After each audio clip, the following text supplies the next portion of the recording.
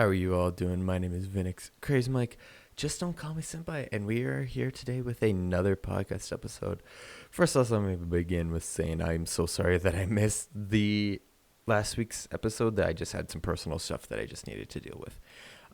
But I'm really sorry for that, and I know this episode probably won't make up for the miss or the messed up time. But without further ado, let's get into it. Today we're not going to be reviewing. Well, yeah, I guess you could call it a kind of review. But we're going to be going over winter 2021 is now coming to an end. Next week is our last week, or the time of recording this is our last week of anime. And I thought it would be nice to maybe go over what we're going to be seeing next season for spring, and what I'm going to be watching, and what I'll describe a couple on honorable mentions, because I'm not going to watch all of them. This spring is going to have a harder time keeping up with what winter put out. Winter 2021 was an amazing start. So it's going to be really hard for spring to beat that. I don't think they beat it, but we do have a couple really good ones in here. Obviously, I'm not going to be watching all of them because some of them I haven't seen the first. Either I haven't seen the first season of, or it just doesn't look interesting to me. And there are actually a lot on here that I don't find interesting personally. But I'm still going to go over a couple that I was debating watching but decided not to. But before we get into that, first, let me begin by saying, if you guys want to know where I'm finding all of these animes or how to watch them, and personally, I recommend, this isn't a sponsor, I'm just genuinely saying you should check this out. If you guys are new to anime and you want to keep track of how many animes you watched and your ratings on the anime itself, I recommend, even if you've already watched anime for a while but you still don't have a list for it, I really, really recommend going to my anime list and just creating a profile, and it's a nice way to keep track of all the animes that you've watched. And you can also see the animes that I watch if you guys want to go see what I watch. And if you do want to see that, it's Vinix Official, all one word, capital V, capital O, rest are lowercase. If you guys want to friend me on there, you guys can just see what animes I'm going to be watching or have watched. But I think that's enough talk. I think we're just going to get right into this and start with our first anime on this list, which is My Hero Academia Season 5. So, obviously, My Hero Academia Season 5 is... I'm going to be watching we're going to start with the ones that I'm going to be watching, and then I'll move on to the ones that I was debating watching, but I decided not to, but I think you guys will still want to. So yeah, we're going to start off the list with My Hero Academia Season 5, or Boku no Hero Academia Season 5. Now this one, I was debating continuing watching the My Hero Academia series because I found it less and less enjoyable as we got into the fourth season. But I'm going to stay true to it, and I'm going to give My Hero Academia another chance. So we're going to try it. This story arc is a tournament or kind of a competition between the two classrooms of 1A and 1B. And I'm interested to see the new heroes quirk. I would say that's like the only part I'm interested about, is actually seeing the new characters quirks. But that's about it. I'm not exactly too excited for that, but I am interested to see what the new characters would be. So the next one on our list here is How Not to Summon a Demon Lord, the second season. Honestly, I think the spring anime list, most of these have a bunch of second seasons. I think there's more second seasons than new series starting up. But anyway, How Not to Summon a Demon Lord. If you don't know what it is, basically, it's another isekai. It's another really good isekai. Except the whole plot is basically how it starts off is that these two people are trying to summon in a pet of some kind, but they ended up summoning him, which he was the guy from the old world, and he ends up getting taken to this obviously fantasy world.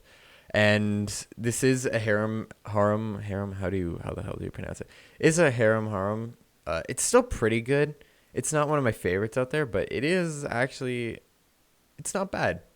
I would definitely recommend checking it out if you have the time. but it's nothing special. All right, now we got a new series starting up, and let's see if I can pronounce this right. Oh, ah, I know the English translation, but I want to try to get the Japanese one. Iragan Ganade Naragato-san? I think I got that one right. I can't. I probably pronounced it right. Anyway, this one is a romance, but this one, the manga's actually been getting a lot of hype recently.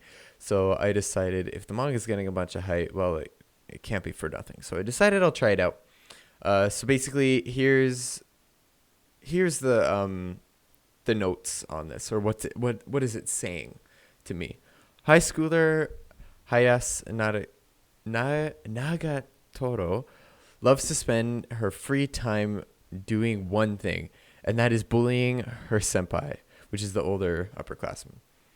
After Naragato and her friends stumble upon the aspiring artist's drawings, they find enjoyment in mercilessly bullying the timid senpai. Naragato resolves to continue her cruel game and visits him daily so that she can force senpai into doing whatever interests her at the time, especially if it makes him uncomfortable. Slightly aroused by and somewhat fearful of Nagatoro,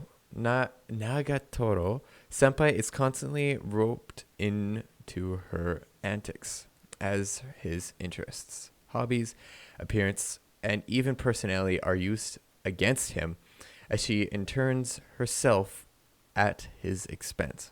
As time goes on, senpai realizes that he doesn't like Naragato's presence, and the two of them develop an uneasy friendship as one patiently puts up with the other. So this is supposed to be a romance, but it doesn't sound like a romance at all. It has the manga is definitely a romance, I can assure you that. But it definitely is a comedy as well, 100%. But I don't see any actual romance in that. It sounds like just a really weird anime, but I decided to watch it because the manga was really good. But I don't know. Okay, the next thing we got is they're kind of called after seasons, kind of is what I like to call them, kind of a little bit. But it's that time I got reincarnated as a slime. We have another kind of season. It's not really a season. It's his diary basically. And all this really is I personally I love that time I got reincarnated as a slime. It is incredible.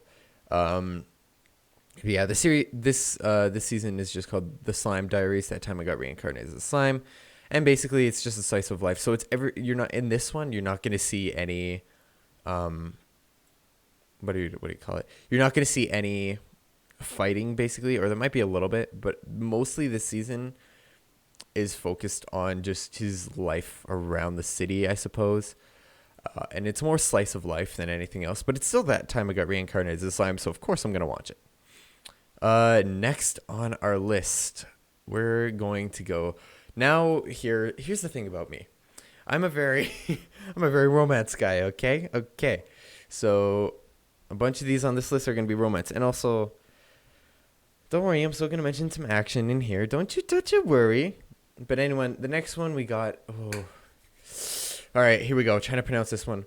Osana na gimi ga sitai ni Makinai love comedy. Holy shoot, dude. Or the rom-com where the childhood friend won't lose.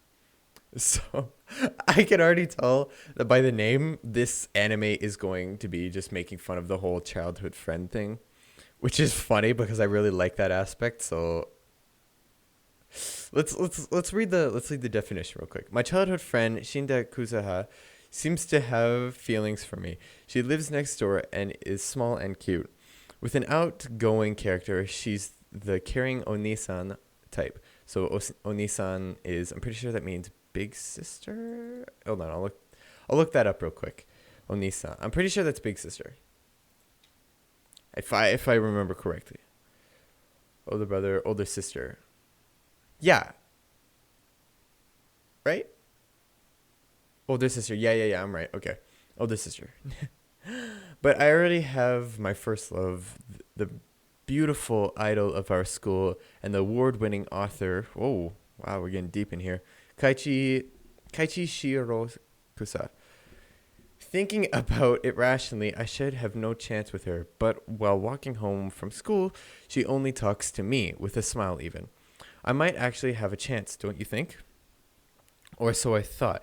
But when I heard that Shirokusa already has a boyfriend, and my life took a turn for the worse, I want to die. Why is it not me?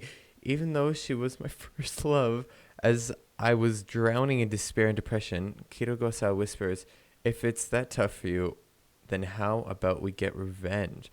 The best revenge ever, that is. Ooh. Okay, this sounds way more interesting than I thought, actually. So by the sound of it, it sounds like Manamusi-kun's Revenge, which I really hated that one. But just because the main character, his main focus was revenge, so that's why I really hated it. But this one actually seems a little more cheery. A little bit more. I don't know. I'll take a look at that one. That one seems interesting. All right. You know what? I'm just going to pronounce the English name. Combatants will be dispatched. So this one isn't a second season. This one is a new one starting up. And I don't know much about this one. I've never heard of this one before. It looked interesting by the cover, but then again, you're never supposed to judge a book by its cover. So let's read what it's about. Always bring a gun to a sword fight. Oh god. Okay. First line already can tell that this is going to be a very interesting one. With world domination nearly in their grasps, the supreme leaders of the Kisagari Corporation, an underground criminal group turned evil megacorp, have decided to try their hands at interstellar conquest. A quick dice roll nominates their chief operation, Combat Agent 6, to be the one to explore an alien planet. And the first thing he does when he gets there is change the sacred integration for the holy ritual to the most embarrassing thing he can think of. I love characters like this. I love characters who just completely change the rules of something so dramatic. Oh, this could be great. There's more. But evil deeds are business as usual for Kisagari they spelled that wrong. Operatives. I'm assuming that's what they meant. So if Six wants a promotion and a raise, he'll have to work much harder than that. For starters, he'll have to do something about the group of villains on the planet who are calling themselves the Demon Lord's Army or whatever. After all, this world doesn't need two evil organizations. So it seems like this is a bad guy versus bad guy one, which I don't know how this is going to play out, but I'm interested to see how. It seems interesting. It seems very cool to me. I'll give it a try, obviously, but I'm a little hesitant. About all of it. Okay. The next one that I'm debating trying, I'm debating doing this one for one reason. One reason, the cover doesn't look that interesting, but then again, you can't judge a book by its cover. But the title actually interests me, and here's the title. Full Dive, the ultimate next-gen full dive RPG is even shittier than real life. So, but it's just the title alone, I'm thinking, okay, this is like a new Sword Art Online game. And that's the reason why I wanted to try it, and it looks meh, but let's read the thing. Also, the genres are action, game, comedy, and fantasy, so that too. In an unexpected turn of events, a dull high school student, Hiroyuki, obtains the full dive role-playing game Kiwame Quest, created by the best of technology. The game claims to take reality to its extremes. From stunning graphics, NPCs' behavior, to the scent of vegetation, and even the sensation of wind bursting against the skin. Everything was the result of an ultimate workmanship. except the game is a little too realistic and messy to clear. Kiwame Quest features over 10 quadrillion flags and reflects the player's real-life physical ability in-game. Being hit in the game also hurts in real life, and slash wounds take days to heal. The only reward here is the sense of accomplishment. Conquer the most stressful game in history that can't be played casually. I can already tell that they're going to be making fun of the main character's physical trait just by that one line. I'll watch it. It seems interesting enough. It seems interesting. I'll give it a try. I'll give you guys my general opinion on that one because it seems it could be meh, but also very interesting at the same time.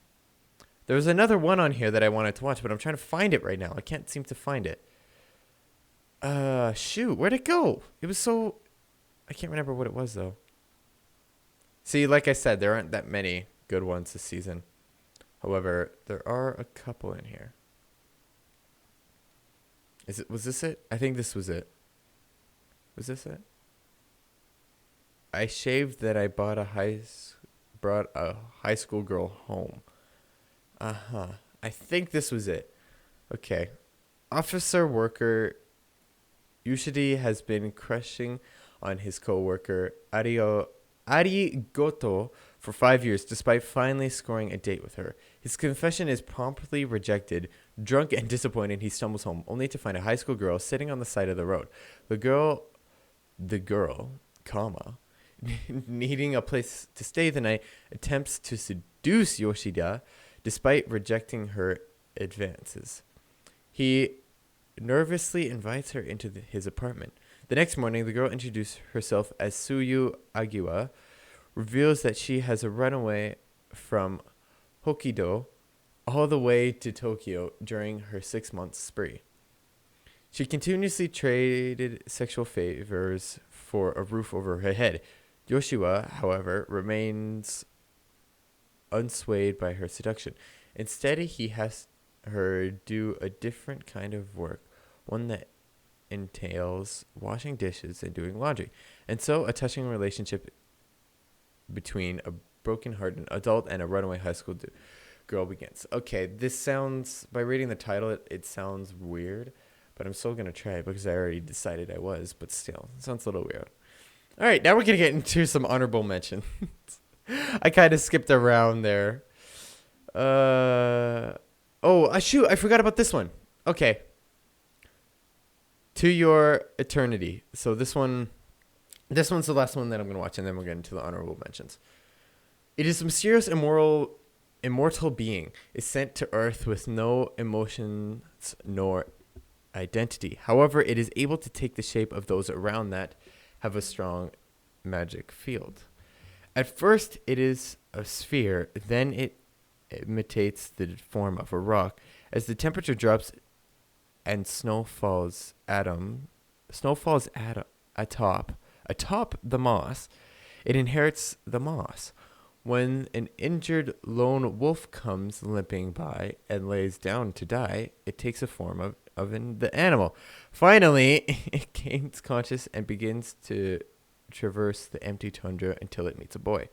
The boy lives alone in a ghost town, which the adults abandoned long ago in search of a paradise said to exist far beyond the endless sea of white tundra. However, the efforts were for naught, and now the boy is in critical state. Acquiring the form of a body, it sets off on a never-ending journey in search of a new experience, place, and people. Oh, it just sounds like he just abandoned that kid. Okay. There's 20 episodes. There's adventure, supernatural, drama, and shonen. That sounds interesting. I'm actually going to watch that. That actually sounds pretty cool. All right. Now it's time for some honorable mentions. So, yeah. We're going to start with the most disappointing one, in my opinion, which is Eden's Zero. Now, if you don't know what Eden Zero is, I'll just give you a quick little thing here. Eden Zero is the spin-off, I guess you can call it, of Fairy Tail. Except it really pisses me off because the main character is like a black-haired Natsu. The other girl is basically Lucy, and they didn't even try to rename the cat. the cat's name is freaking Happy. So they didn't even try to redo it. They just completely, and it takes place in space, but they just completely rewrote, well, not rewrote, just took the characters and just made them new names and didn't even try to change freaking Happy. I mean, Happy's staying the same. I was debating watching it, but then I saw how pointless it was and decided not to. So that's one of the honorable mentions. The other honorable, there aren't that many, to be perfectly honest. The other one is Zombieland, the Zombieland saga. I just haven't. It looks interesting, but I haven't seen the first season. So Zombieland Saga Revenge, it's getting a new season. So you got that going for you too. Welcome to the Demon School, Iruma-kun second season. That one's also getting a second season. So you also have that for you demon fans out there. That one's getting a new season. But other than that, the season, I'm not too happy. This season okay. Sorry. I'm interested to see what the continuing series are. So those aren't released yet until the day of the new season.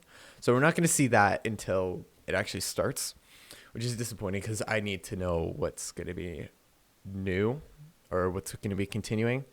But